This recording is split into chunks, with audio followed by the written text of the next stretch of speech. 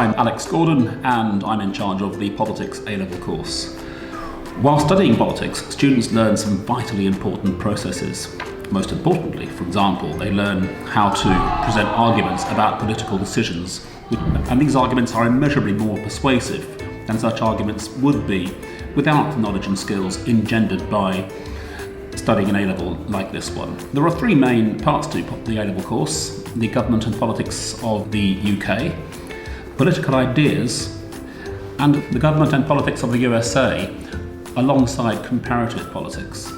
In the short term, this course helps students to make and present arguments in conversation and in essays, but the knowledge and skills which arise from these arguments are transferable and are certainly relevant in many other subjects.